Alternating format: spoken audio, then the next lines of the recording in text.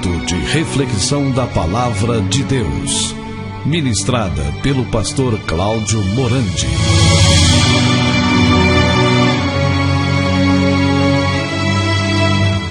Nós vamos, então, como já havia falado, vamos falar um pouquinho do Salmo 139, um salmo gostoso, um salmo bastante profundo, um salmo contundente, um salmo muito bom para nós meditarmos. Eu quero ler aqui inicialmente, estou com a Bíblia aberta no Salmo 139, que nós vamos meditar um pouquinho nessa palavra. Eu quero ler para vocês os versículos 23 e 24, e depois, no decorrer do estudo, vamos ler outros versículos que são bastante interessantes. Então, inicialmente, eu quero ler os últimos 2 versículos do Salmo 139, que diz assim a palavra de Deus: Sonda-me, ó Deus, e conhece o meu coração.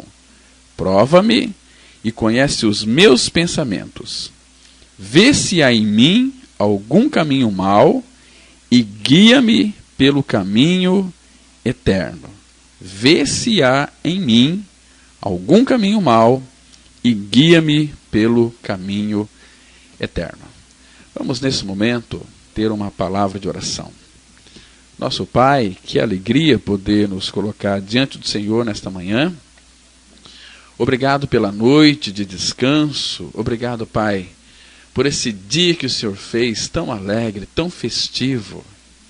Pai Santo, que na exposição da Tua palavra, que Teu Santo Espírito possa estar interpretando para nós, nos auxiliando as verdades profundas contidas no Salmo 139. Abra o nosso coração, Pai, abra a nossa consciência, abra o nosso entendimento, para que então possamos compreender a verdade da Tua palavra. Fala com cada um de nós, por graça.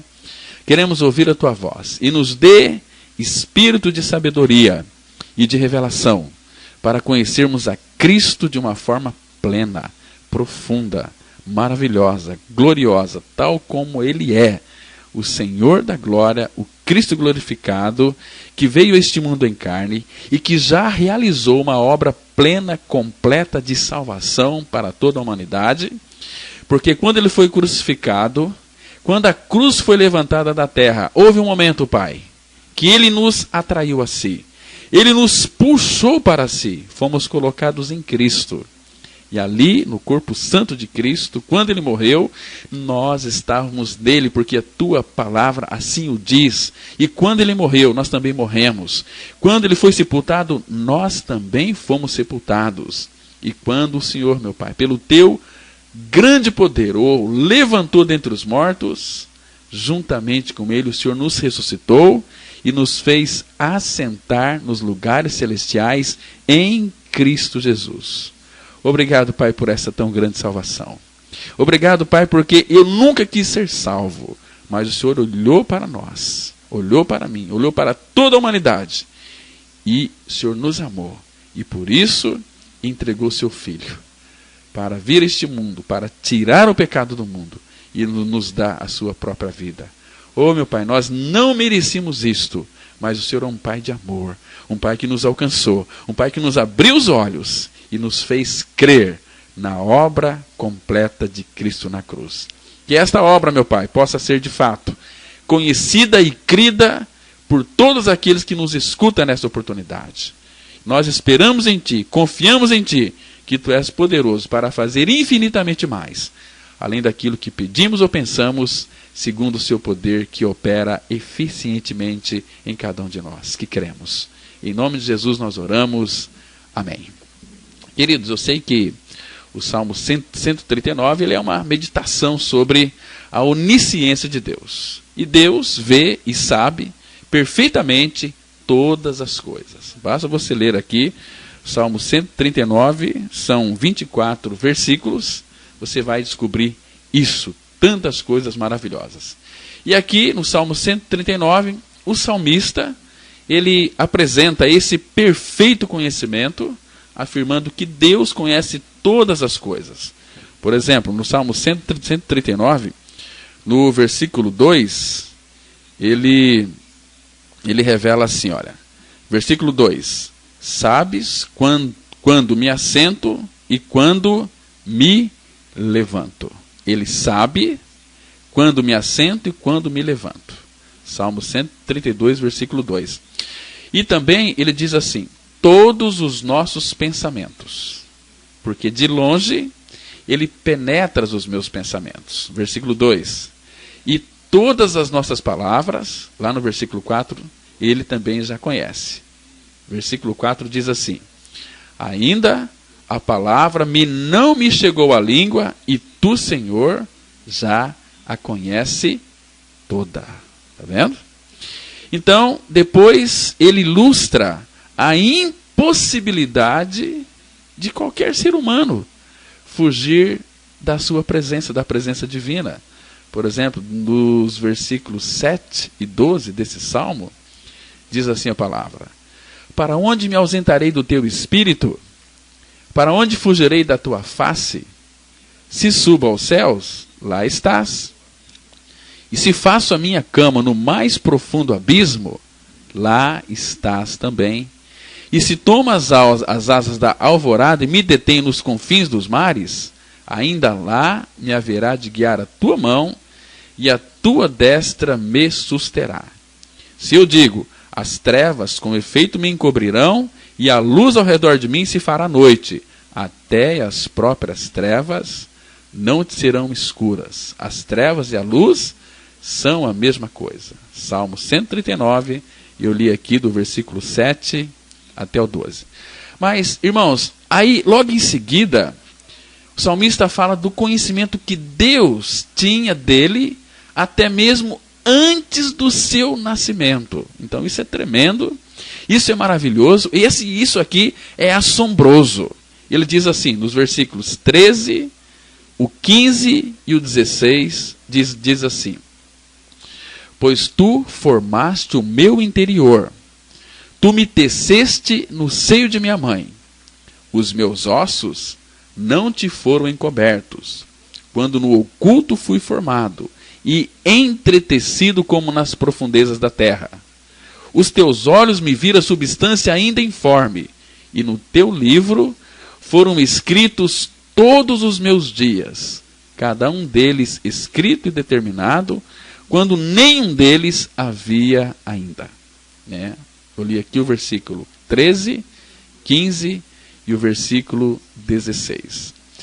Então, depois disso, nós vemos que o salmista, ele observa o que deve ser inferido como uma consequência necessária da onisciência de Deus. Lá no verso 19 ele diz assim, tomara, ó Deus, desses cabo do perverso. E finalmente, o salmista ele faz uma aplicação prática da sua meditação sobre a onisciência de Deus. Ele implora para que Deus o sonde e o examine, e veja se há nele algum caminho mau, e que o guie pelo caminho reto, pelo caminho eterno. Irmãos, obviamente que o salmista ele não está implorando que Deus o sonde para que Deus possa obter qualquer informação. Não é nada disso. O objetivo de todo o salmo é a declaração de que Deus sabe todas as coisas. Nada pode ser escondido dele. Então, por essa razão, o salmista ele está orando para que Deus o sonde a fim de que o próprio salmista possa ver e ser informado do pecado do seu coração. Porque Davi, o rei Davi, obviamente ele examinou seu próprio coração e seus caminhos, mas ele não confiou no seu próprio coração. Ele não confiou nisso, porque ele ainda temia que pudesse ter algum pecado desconhecido, que tivesse escapado de sua própria sondagem. Então, o que ele fez? Ele pediu para que Deus o examinasse. Em outro lugar, Davi ele escreveu assim, lá no Salmo 19, versículo 12, ele diz assim, ele faz uma pergunta, quem há que possa discernir as próprias faltas? Depois ele diz assim, absolve-me das que me são ocultas. Ou seja, está dizendo para Deus, aquelas que eu não conheço, Pai, por favor, me absolve.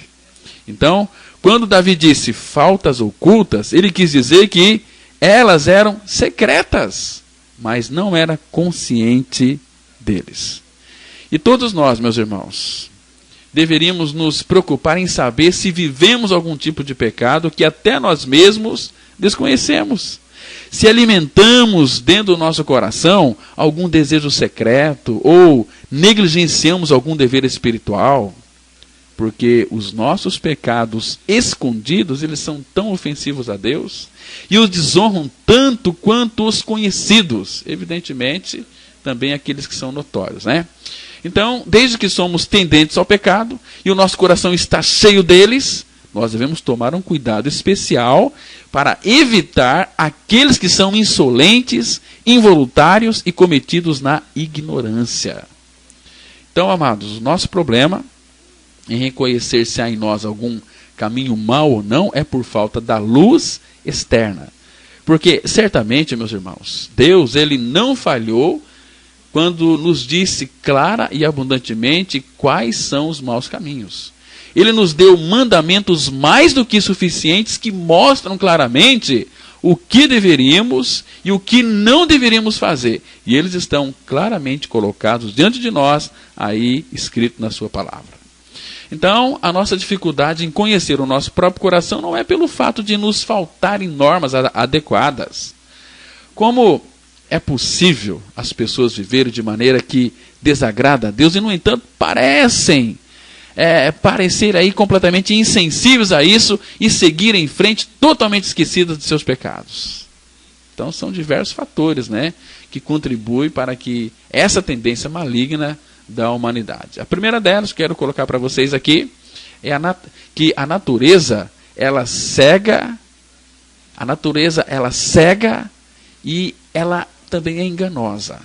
É enganosa. O coração humano, ele é cheio de pecado e corrupção.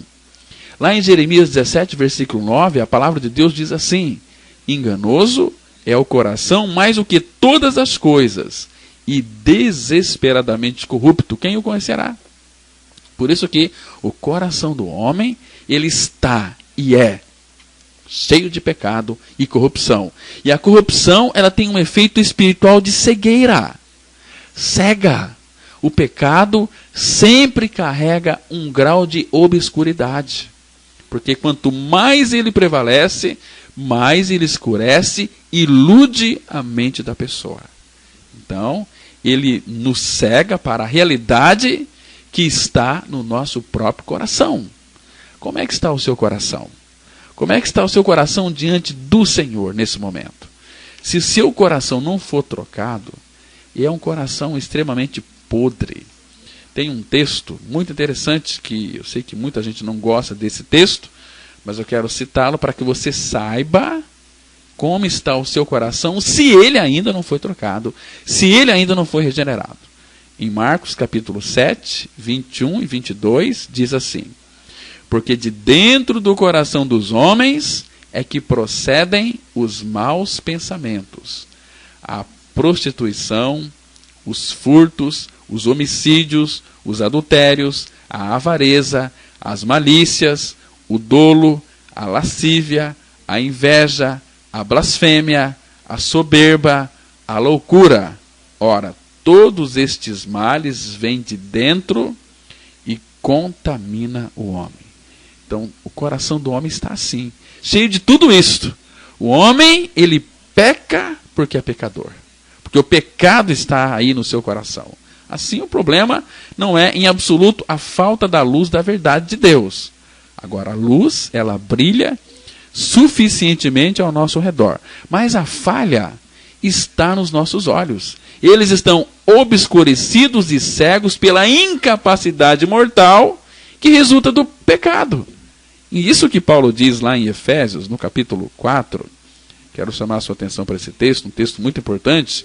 Efésios capítulo 4, versículo 17, a Bíblia vai dizer assim, presta atenção aqui, 17 e 18. Isto, portanto, digo e no Senhor testifico, que não mais andeis como também andam os gentios, na vaidade dos seus próprios pensamentos. Agora veja o versículo 18. Obscurecidos de entendimento, alheios à vida de Deus por causa da ignorância em que vivem, pela dureza do seu coração. Está vendo? obscurecido de entendimento significa que o entendimento está em trevas. A pessoa ela não consegue ter uma visão, uma revelação da verdade da palavra de Deus. Então, ela começa a praticar regras da religião, mandamentos da religião, mas não consegue se entregar verdadeiramente à obra consumada de Cristo na cruz, quando fomos atraídos e crucificados e mortos para o pecado e ressurretos juntamente com Cristo. Cristo, a partir desse ponto, ele é a nossa vida. Então, quando você crê na sua morte e ressurreição com Cristo, você é um verdadeiro filho de Deus. É uma nova criatura, porque Deus lhe colocou você em Cristo, né? Aliás, Deus colocou toda a humanidade em Cristo. É que a humanidade, ela não percebe isto. Ela está com seu entendimento em trevas. Por isso que você está ouvindo essa palavra nesta manhã. Deus, pelo seu Espírito, está aqui como que destruindo a rocha do seu coração. Porque a palavra de Deus, ela é martelo que esmiuça a penha. A palavra de Deus é fogo. Então, que o teu coração possa abrir para esta verdade. Porque senão, queridos, você vai perceber que o pecado, ele engana facilmente porque controla a vontade humana. E isso sempre altera o julgamento da pessoa.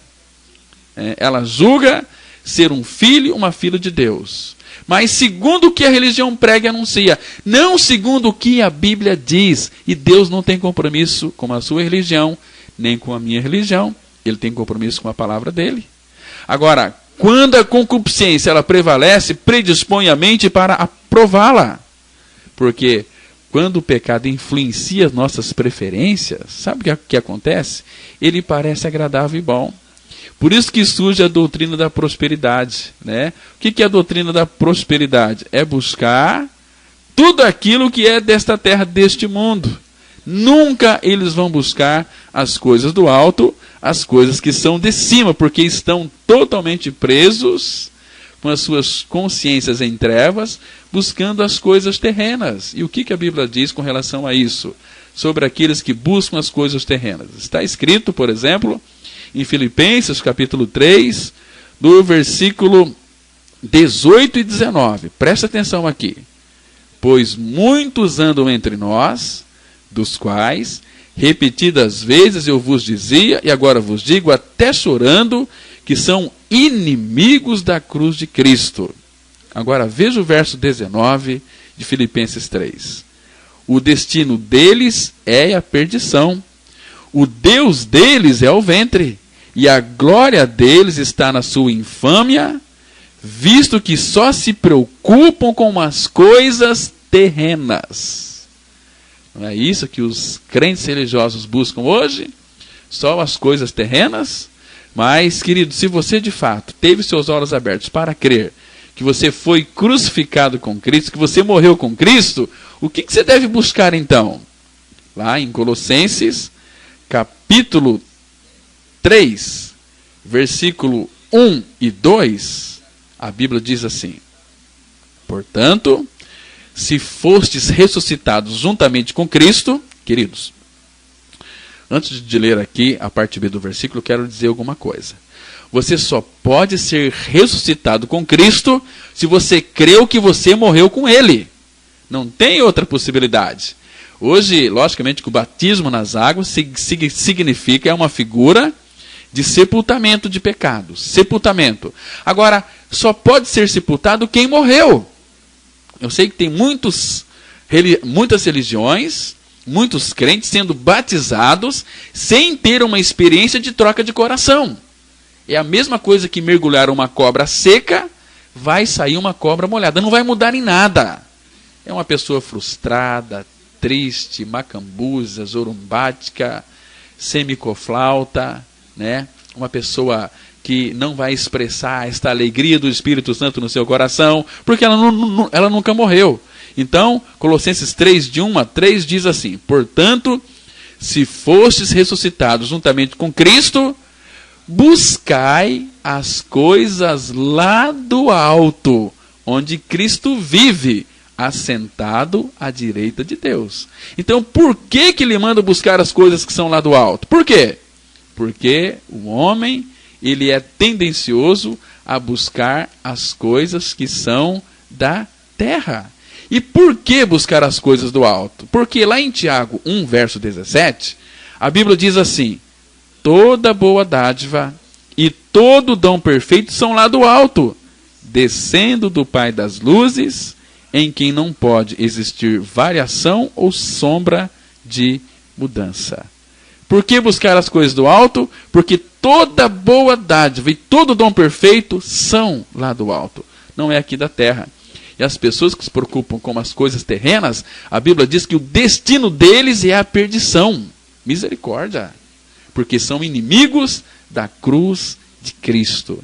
E Colossenses 3:2 diz assim: pensai nas coisas lá do alto, não nas que são aqui da terra. Por quê? Porque o versículo 3 responde: porque morrestes, e a vossa vida está oculta juntamente com Cristo em Deus. Porque morrestes. Para que você morreu? Você morreu para o mundo, morreu para você mesmo, morreu para a sua vontade, para os seus gostos. Você é uma pessoa que vive não para si, mas para Deus. Porque se você viver para si, você vai buscar as coisas da terra. É um carro novo, é uma propriedade nova, é a sua própria... Não é errado buscar isso. Mas eu sei que em muitas pessoas que se professam aí ser cristãs, têm o coração nisso. E fala que Deus vai... Queridos, tudo é de Deus, tudo é do Pai. A palavra fala que, tendo sustento com que nos vestir, estejamos com isso contente. Está entendendo? Se você não pode ter uma casa, não pode ter um carro novo, descansa, meu amado, você tem a maior riqueza. Agora, Deus pode lhe dar para você uma casa, um carro novo. Mas lá em Deuteronômio fala que se as vossas riquezas aumentarem, não coloca nela o coração. Porque quando nós começamos a ganhar dinheiro, o próprio dinheiro nos afasta de Deus. Porque dinheiro, ele é mamon, ele é senhor. Então ele oferece para as pessoas uma satisfação, um desejo de poder. Tudo aquilo que eu quero, eu tenho dinheiro, eu posso comprar. E você se esquece de Deus. Às vezes Deus faz com que o seu filho seja próspero para ver se de fato se ele ama o Senhor ou não. Aí ele vai se desviar do Senhor. O coração dele nunca foi do Senhor, sempre foi de Mamon.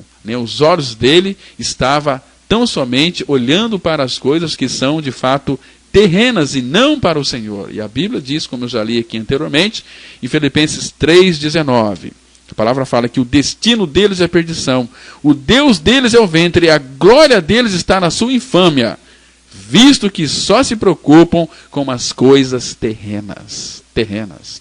Então, irmãos, aqui que entra essa questão da mente, porque a nossa mente, ela é naturalmente predisposta a pensar que tudo que é agradável é correto, mas não é. Portanto, quando um desejo pecaminoso vence a vontade, sabe o que vai acontecer? Também vai lesar o entendimento. E quanto mais uma pessoa anda no pecado, provavelmente mais a sua mente será obscurecida e cega. A cegueira vai reinar na vida dessa pessoa. E ela começa a se afastar de Deus e nem percebe. Assim é que o pecado assume o controle na vida das pessoas. Portanto, quando elas não estão aí conscientes do seu pecado, fica extremamente difícil fazê-las enxergar que isto é um erro. Afinal de contas, o mesmo desejo maligno que as levou ao pecado, esse mesmo desejo é que as deixam cega, que está cegando e as cegará sempre.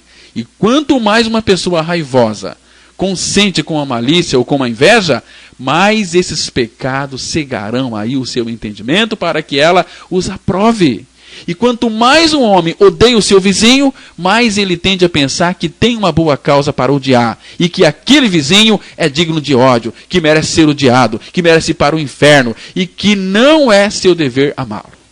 Quanto mais prevalece os desejos de um homem puro, mais doce e agradável o pecado lhe parecerá. E mais ele tenderá a pensar que não há nenhum mal nisso. Por isso que o pecado, ele não faz outra coisa, a não ser cegar o entendimento das pessoas. De igual forma, quanto mais uma pessoa deseja coisas materiais, provavelmente mais ela pensa que é desculpável por agir assim. Ela vai dizer a si mesma que precisa de certas coisas e que não pode ver sem aquelas coisas. Se são necessárias, raciocina ela assim, não é pecado desejá-las, né? E aí vai. E as concupiscências do coração podem ser assim justificadas por essa pessoa. Agora, quanto mais prevalecem, mais cegam a mente e também influenciam o julgamento que as aprova. Por isso a palavra de Deus denomina os apetites mundanos de as concupiscências do engano, lá em Efésios capítulo 4, versículo 22. Depois você leia esse versículo, que fala que as concupiscências do engano. Inclusive, irmãos, até pessoas piedosas podem, por um tempo, permanecer cegas e iludidas pela concupiscência e assim viver de uma maneira que desagrada a Deus. Por quê? Sabe por quê? Porque a concupiscência, ela também incita a mente carnal a inventar desculpas para as práticas do seu pecado, do pecado. E a natureza humana, ela é muito sutil quando se trata de racionalizar o pecado. E alguns são tão devotados às suas maldades que, quando a consciência os importuna, eles torturam a mente a fim de encontrar ali argumentos que façam com que ela se cale e que os convençam de que procederam licitamente quando pecaram. E é assim que o pecado faz com a pessoa. Engana, ilude e cega. E o amor a si mesmo também predispõe as pessoas a desculparem o seu pecado. De que forma? Irmãos, elas não gostam de se condenar. São naturalmente preconceituosas em seu próprio favor. Elas procuram bons nomes para denominar as suas tendências pecaminosas, né? E o ser humano, ele é craque para justificar. Elas as transformam em virtudes ou, no mínimo, em tendências inocentes, né? Então, elas rotulam a avareza de prudência, ou então chamam a ganância de negócio inteligente. Porque quando se alegram com as calamidades do próximo, elas fingem que é porque esperam que isso trará algum bem àquela pessoa. Se elas bebem muito, é porque sua constituição física o exige. Se elas caluniam, falam mal dos outros ou falam do vizinho, afirmam ser zelosos quanto ao pecado. Não é assim? E quando essas pessoas elas entram numa discussão, elas dizem ter aí uma consciência obstinada e consideram a sua discórdia mesquinha uma questão de princípios. E assim encontram bons nomes para todas as formas de mal, se auto-justificam. E quando elas erram, queridos, se você cometer algum erro aí com seu amigo, seu marido, sua esposa, você vai se justificar de uma forma tão rápida, você vai querer se ver livre. Não foi eu, foi outra pessoa. Foi a mulher que tu me deste, né? Então, não se engane, queridos, que as pessoas ela têm a tendência de adaptar os seus princípios à sua prática e nunca vai ser o contrário. Porque, além de permitir que o seu comportamento se conforme com a consciência, despenderão aí uma energia tremenda tentando fazer com que a sua consciência se adapte ao seu comportamento. Irmãos, como o pecado é tão enganoso e como temos muito pecado no coração. É difícil julgar os nossos próprios caminhos com justiça. E por causa disso, nós deveríamos fazer um exame diligente, nos preocupar em descobrir se há em nós algum caminho mau. Lembra de Hebreus capítulo 3, os versículos 12 e 13? Hebreus 3, os versículos 12 e 13 diz assim, presta atenção. Aqui é uma exortação para filhos de Deus, não para o mundo. O mundo não vai ler a Bíblia. Diz assim, tende cuidado, irmãos, jamais aconteça haver em qualquer de vós perverso coração de incredulidade, que vos afaste do Deus vivo. Pelo contrário, exortai-vos mutuamente cada dia, durante o tempo que se chama hoje, a fim de que nenhum de vós seja endurecido pelo engano do pecado. Quando eu disse aqui que nós temos que examinar, não é você fazer uma introspecção. O que é uma introspecção? É você olhar para dentro de si E Deus proíbe isso. Então você tem que pedir ao Senhor para que Ele, não você, sonde o seu coração. Por isso que nós lemos aqui no início, no Salmo 139, verso 22 e 23. Sonda-me, ó Deus, e conhece o meu coração, porque Ele conhece o nosso coração. Ele diz para nós, por exemplo, naquele texto tão conhecido por todos nós, em Jeremias, capítulo 17, né, lá no versículo 9 que nós já lemos, que fala que o coração é enganoso mais do que todas as coisas, e desesperadamente corrupto. Quem o conhecerá? Quem pode conhecer o coração do homem? Ninguém. Mas, versículo 10, Jeremias 17, 10, diz assim: eu, o Senhor, esquadrinho o coração, e eu provo os pensamentos, e isto para dar a cada um, segundo o seu proceder, segundo o fruto das suas ações. Deus está dizendo aqui que aquilo que você plantar, você vai colher. Mas Ele conhece, Ele esquadrinha o nosso coração. Então, irmãos, as pessoas elas veem mais facilmente os erros dos outros do que os seus. Então, quando veio os outros errarem, imediatamente os condena, né? Por isso que lá em Romanos capítulo 2, verso 1, a Bíblia diz assim: até mesmo enquanto se desculpam pelos pecados, pelos mesmos pecados, né? Então eu já disse aqui algumas vezes, volto a repetir, você quer conhecer os defeitos seus? É os defeitos que você vê nas outras pessoas. Porque naquilo que você condena, a Bíblia diz, de uma forma tão clara, em Romanos capítulo 2, versículo 1, que você pratica. Interessante aqui, né? Quem nos julga é a palavra de Deus. Por isso que tem muitos crentes que nem gostam de ler a Bíblia, né? Mas Romanos 2:1, a palavra fala assim: portanto, és indesculpável, ó homem, quando julgas, quem quer que sejas. Porque no que julgas a outro, a ti mesmo te condenas, pois praticas as próprias coisas que condenas. Está vendo? Então, todos nós vemos um argueiro nos olhos dos outros e não a trave nos nossos olhos. E Provérbios 21:2, a Bíblia diz assim: todo o caminho do homem é reto aos seus próprios olhos. Mas nós nos esquecemos que o coração é enganoso, mais do que todas as coisas, e desesperadamente corrupto. Quem o conhecerá? Então, irmãos, nós não podemos confiar em nosso coração nessa questão. Em vez disso, nós devemos nos vigiar, interrogar o nosso coração cuidadosamente e pedir a Deus que nos sonde completamente. Por quê? Aquele que confia no seu próprio coração é insensato. Provérbios 28, versículo 26, a Bíblia diz assim: o que confia no seu próprio coração é insensato. E vou dizer uma coisa para vocês muito importante aqui. Satanás, o demônio, ele trabalha corpo a corpo com as nossas paixões enganosas. Satanás, ele labuta para tornar-nos cegos às nossas faltas. E continuamente se esforça para nos levar ao pecado. E então ele trabalha com a nossa mente carnal, nos bajulando com a ideia de que nós somos melhores do que realmente somos. Então, é desta maneira ele começa a cegar a nossa consciência. Ele é o príncipe das trevas. Cegar e enganar tem sido o seu trabalho desde os nossos primeiros pais. E algumas pessoas se esquecem dos pecados que lhes são habituais.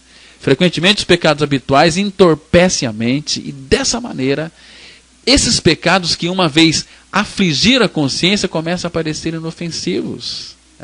Então ele faz isso, ele cega a consciência da pessoa. Ele é o príncipe das trevas. E quando os teus olhos começam a ser abertos para a verdade da cruz, não só Satanás, mas o inferno inteiro se levanta contra a sua vida para tentar te cegar, para tentar fazer com que você não enxergue a verdade de que Cristo morreu na cruz, mas que você também foi crucificado com Cristo. Porque é neste ponto, é nesse transporte, que você será libertado do império das trevas.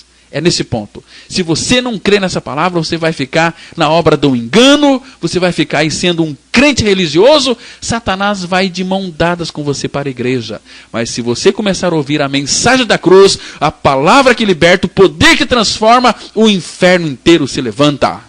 Ele vai te cegar, ele vai criar 1000 obstáculos para você não frequentar a comunidade onde o evangelho da graça ele é pregado. E a Bíblia diz lá em Colossenses 1, versículo 13, ele, Jesus, nos libertou do império das trevas e nos transportou para o reino do Filho do seu amor. Olha aqui, irmãos. Ele nos libertou do império das trevas. E todo império tem o seu imperador. O império das trevas é o diabo. Este mundo jaz no maligno. O imperador deste mundo é Satanás. Mas Jesus Cristo veio a este mundo em carne. Ele foi lá na cruz e veio buscar os seus filhos. Ele veio buscar e salvar o que se havia perdido. E enquanto nós não crermos nesta verdade, nós nunca seremos transportados do império das trevas para o reino do Filho do seu amor. E esse transporte é pela cruz. É nós morrendo para nós mesmos, para o nosso egocentrismo, para o nosso pecado, para a nossa natureza pervertida e corrompida pelo pecado. Se você não crê na sua morte com Cristo, você nunca vai pertencer a outro, que é a Deus, que é Cristo. Você continua pertencendo a Ele. É por isso que aquele texto de Romanos, capítulo 7, versículo 4, ele é contundente. Ele diz assim, Romanos 7, 4. Assim, meus irmãos, também vós morrestes relativamente à lei por meio do corpo de Cristo, para pertencerdes a outro, a saber, aquele que ressuscitou dentre os mortos, a fim de que frutifiquemos para Deus. Enquanto você não crê que está crucificado com Cristo, morreu com Cristo, você pertence ainda ao diabo e Satanás. Pode ser um bom crente, um bom pregador, uma boa pregadora, mas com o coração que ainda não foi trocado. Está me compreendendo, meus queridos irmãos? Então isso é muito sério. Então, alguns aí se tornam tão insensíveis ao seu próprio pecado, porque deixa a opinião popular tirar aí o seu padrão, né? Então eles observam o comportamento dos outros e com isso eles discernem o que está certo ou errado. Porém, irmãos, saiba de uma coisa, que a sociedade ela é tão tolerante com o pecado que muitos deles perderam o seu estigma. As coisas que não agradam a Deus e são consideradas abomináveis à sua vista, parecem inocentes quando são aí visualizadas através dos olhos da opinião popular. Talvez as vejamos sendo praticadas por pessoas que estimamos, ou os nossos superiores, ou por aqueles que são considerados sábios. Isso aqui tende a favorecer essas coisas e a diminuir o sentido de sua pecaminosidade. É especialmente perigoso quando homens piedosos, líderes cristãos respeitados são vistos comprometidos com práticas pecaminosas. Isso especificamente tende a calejar o coração do observador e cegar a mente a respeito de qualquer hábito maligno. Hoje temos tantos programas de televisão e rádios que não estão expressando o verdadeiro evangelho da libertação em Cristo. Não se prega mais o Cristo crucificado. Prega prosperidade, pregam curas, pregam, vem para a minha igreja que você vai ser tremendamente abençoado. E a Bíblia diz que em Cristo nós já fomos abençoados. Queridos, o que é que você está buscando? Amados, aqueles que obedecem a Deus indiferentemente ou pela metade, correm o risco de viverem em pecado encoberto. Alguns cristãos que professos aí negligenciam parte de seus deveres espirituais enquanto se concentram em outra parte. Por quê? Porque os seus pensamentos talvez estejam aí completamente voltados à oração secreta, à leitura bíblica, à adoração pública, à meditação e outros deveres religiosos, enquanto ignoram os deveres morais. Suas responsabilidades em relação à esposa, aos filhos ou aos vizinhos. Está me entendendo, meu querido? Então, esse tipo de pessoa parece ser aí muito consciente em algumas coisas, aquelas áreas, né, de sua obrigação sobre as quais ela se mantém vigilante, mas ela negligencia completamente outras áreas fundamentais, que são as mais importantes, que é, em primeiro lugar, crer na sua morte com Cristo. Irmãos, se não houver aqui um conhecimento real daquilo que Cristo é e fez por cada um de nós lá naquela cruz, não tem possibilidade. Não tem possibilidade de sermos salvos, de sermos regenerados. Porque quando você ler a Bíblia, a palavra de Deus, ou talvez ouvir estudos, sermões, reflita e compare os seus caminhos com o que você leu ou ouviu. Pondere, por favor, que harmonia ou desarmonia existe entre a palavra e seus caminhos. E a Bíblia testifica contra todo tipo de pecado e tem direções para qualquer responsabilidade espiritual. Como escreveu Paulo lá em 2 Timóteo 3, 16 e 17, que ele diz assim: toda a escritura é inspirada por Deus e útil para o ensino, para a repreensão, para a correção, para a educação na justiça, a fim de que o homem seja perfeito e perfeitamente habilitado para toda boa obra.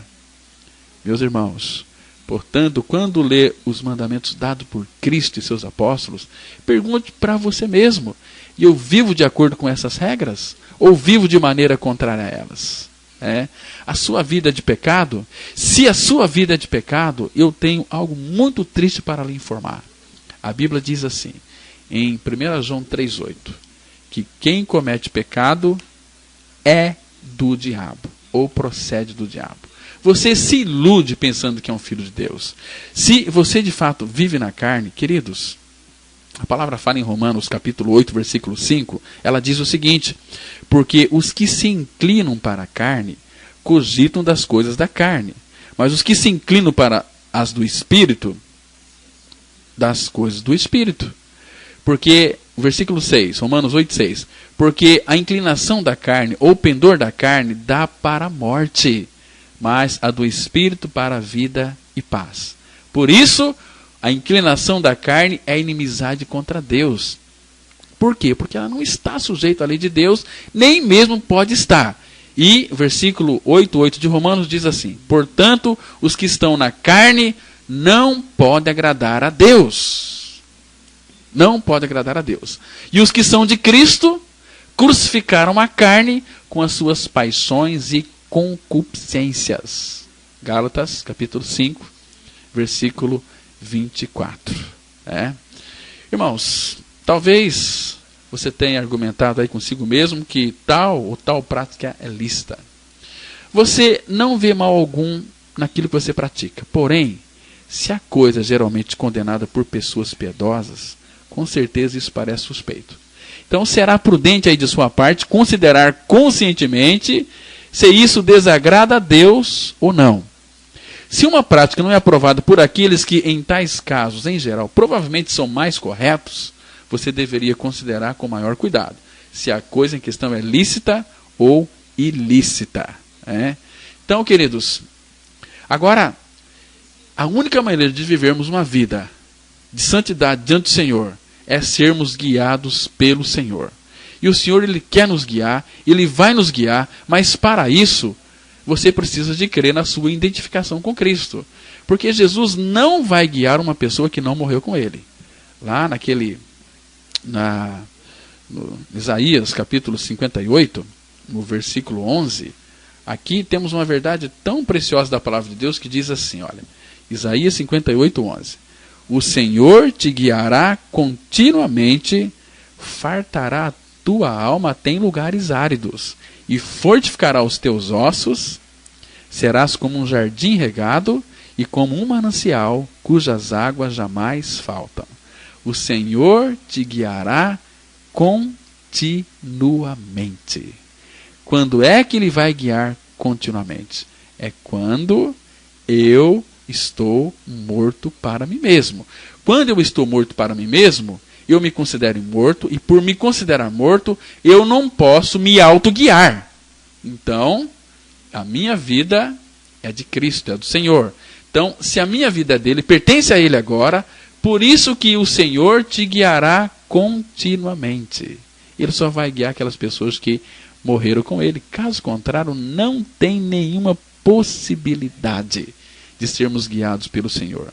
E Gálatas vai dizer para nós de uma forma tão clara, irmãos, tão linda, tão preciosa, lá no capítulo 5 de Gálatas, Olha só aqui, aliás, no capítulo 5, que diz assim, Gálatas 5, verso 25. O 24 também é interessante, que diz assim: e os que são de Cristo Jesus crucificaram a carne com as suas paixões e concupiscências. Agora, veja o versículo 25. Se vivemos no Espírito, andemos também no Espírito. Não nos deixemos possuir de vanglória, provocando uns aos outros, tendo inveja um dos outros. Então, se morremos com Cristo, o Espírito Santo vem habitar em nós, nós somos guiados pelo Espírito, ou seja, andamos no Espírito. Você tem andado no Espírito? Uma pessoa só pode ser guiada pelo Espírito e andar no Espírito o dia que ela morrer com Cristo. Por isso que lá em 2 Coríntios, capítulo 5, 14 e 15, diz assim: pois o amor de Cristo nos constrange, julgando nós isto: um morreu por todos, logo todos morreram. Então Jesus morreu por todos. Ele atraiu a todos no seu corpo, então todos morreram. E o versículo 15 diz assim: e ele morreu por todos para que os que vivem não vivam mais para si mesmos, mas para aqueles que por eles morreu e ressuscitou. Então quem morreu com Cristo não vive mais para si, mas vive para Ele. Então pode ser guiado pelo Senhor. Então, irmãos, não adianta você fingir para as pessoas. Aquele, como diz o Salmo 139, ele vê, ele conhece e ele sabe todas as coisas. Então, para onde fugirei da tua face? Para onde? Então, irmãos, peça sempre ao Senhor que Ele sonde o seu coração. A ideia aqui é da sonda mesmo. Quando uma pessoa está com problema de estômago, vai fazer aí aquele exame de estômago que coloca ali aquele aparelho dentro da garganta e vai lá para o estômago, é uma sondagem, né? Então, assim é o Espírito Santo. Sonda-me, ó Deus, e conhece o meu coração. Vê se há em mim algum caminho mau e guia-me pelo caminho eterno e guia-me pelo caminho reto. Amém? Vamos orar. Pai, teu recado foi entregue. Pelo teu Espírito, Pai, venha revelar o teu Filho Jesus Cristo nos corações daqueles que nos ouviram nesta oportunidade. Aviva a tua obra em nosso meio. Pai, por graça, revela essa graça para que todos possam crer mediante a sua própria graça. Pai de Abraão, de Isaque, de Jacó, de Jesus Cristo da ressurreição, tem misericórdia daqueles que estão indo para o inferno, Pai. A socorre, salva, Pai. Liberta ele do império das trevas e transporta pela cruz para o reino do Filho do seu amor. Obrigado, Pai, porque o Senhor tem provado seu próprio amor para conosco, pelo fato de ter Cristo morrido por nós, sendo nós ainda pecadores. Obrigado por esta obra tão completa, tão especial, que não precisa do desempenho humano. Ela é pela graça. Pela graça nós fomos salvos mediante a fé. Isso não vem de nós, Pai. É o dom que o Senhor deu para nós. Obrigado, Paizão. Obrigado por abrir os nossos olhos para crer que nós fomos crucificados com Cristo, morremos com Cristo e também fomos ressuscitados juntamente com Cristo. Aleluia. Glórias ao teu nome, Pai, por esta tão grande salvação. Em nome de Jesus nós oramos. Amém. Amados, amanhã aqui estaremos mais uma vez para apresentar mais um programa, A Mensagem da Cruz. Bom dia para todos vocês, que a graça e a paz seja realidade em todos vocês, na vida de todos vocês. Graça e paz.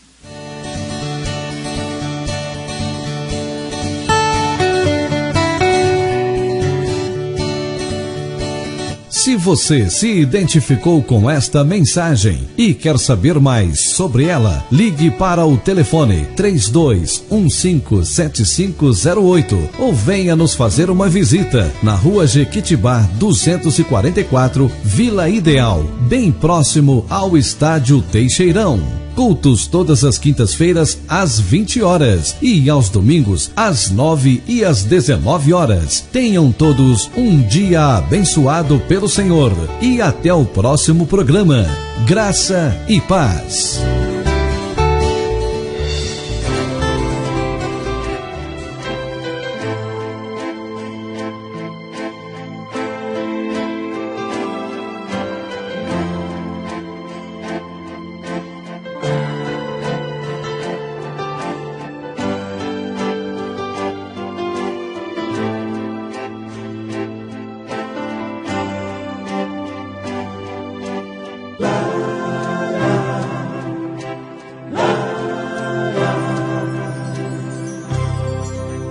importa o que você foi,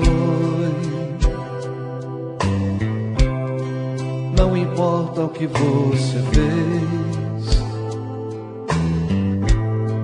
Se você creu e entregou sua vida a Jesus, Ele te recebe de braços abertos e diz: meu amado, vinde a mim, assim como tu estás, assim como tu és. Vinde a mim, eu morri, não foi em vão, foi para trocar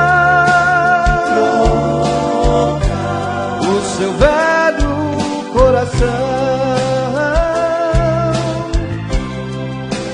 no meu corpo, eu te atraí, bem na hora da crucificação, te fiz morrer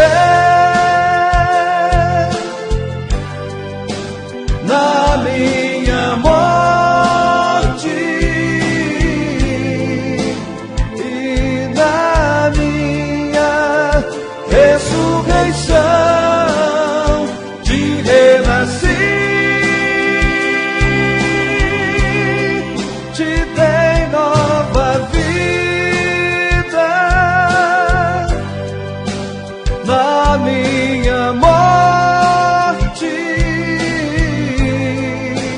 E agora sou eu quem vivo em ti.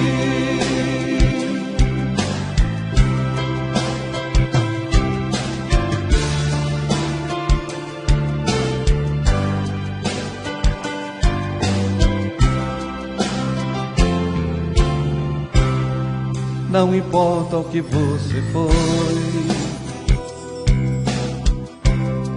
não importa o que você fez. Se você creu e entregou sua vida a Jesus, Ele te recebe de braços abertos e diz: meu amado, vinde a mim, assim como tu estás, assim como tu és. Vinde a mim,